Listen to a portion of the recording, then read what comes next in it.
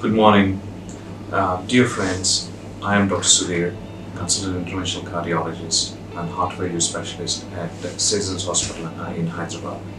Today we're going to discuss about a condition called aortic stenosis. Aortic stenosis is a condition which affects a valve in the heart called aortic valve. Just for you to understand about the heart, about the human heart, we all have 4 chambers and 4 sets of valves along with other things. Now, the most important of these valves are on the left side, called mitral and aortic valve. The main pumping chamber of the heart, called the left ventricle, pumps blood out of the heart into the main artery supplying blood to the rest of the body called aorta.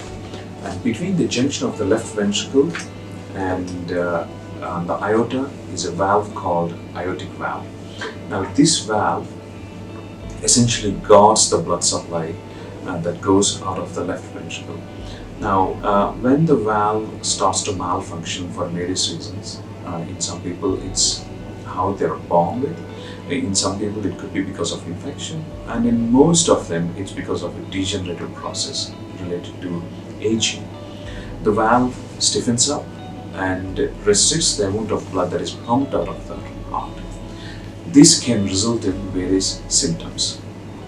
Commonly, breathlessness, fatigue, chest pain, dizziness, or even sometimes people can pass out. Now, to understand the valve, I'll just show you this diagram. So this is how the valve is in a cross-sectional view. Essentially, it looks like a Mercedes-Benz sign with 3 leaflets. Okay? So in the people who were born with a normal valve, they won't have 3 leaflets, they just have 2 leaflets. And as a result, the valve degenerates early and they tend to present in a young age. Whereas in old people, the disease process is different. The valve leaflets tend to calcify, deposit, by which I mean deposits of calcium, and the valve becomes restricted in opening. It's almost similar to a gate, iron gate that becomes rusty and is very difficult to open. You may have appreciated it by now. This is essentially a mechanical problem. A valve that should open freely is not opening freely and is just tight.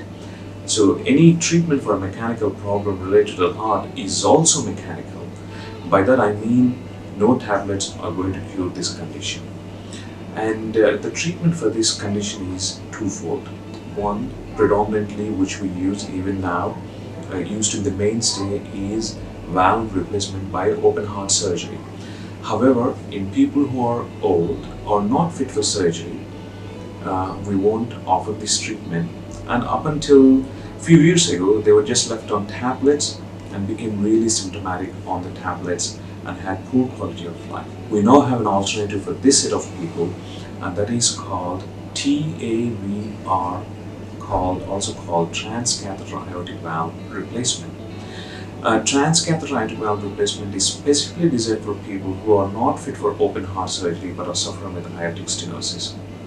Now, when you look at how this treatment has evolved, this treatment can be offered to patients who are at low risk for surgery, intermediate risk for surgery, and also high risk for surgery. In terms of the procedure itself, it needs adequate planning, and then patient would need a CT scan to see if he's suitable for this procedure or not. And following that, on the day of the procedure, we plan and do the procedure as any angioplasty procedure, where the patient is either going to be lightly sedated or going to be under general anesthesia. Following that, we put a tube through the groin artery called the femoral artery, and then we implant the valve. Generally, this procedure takes no longer than 1 to 1.5 hours. Patient spends 1 night in ICU and then goes home on the 3rd day itself. We as Citizens have started a program called Structural Heart Program, and in that we are offering this treatment, and we have carried out quite a number of procedures today successfully.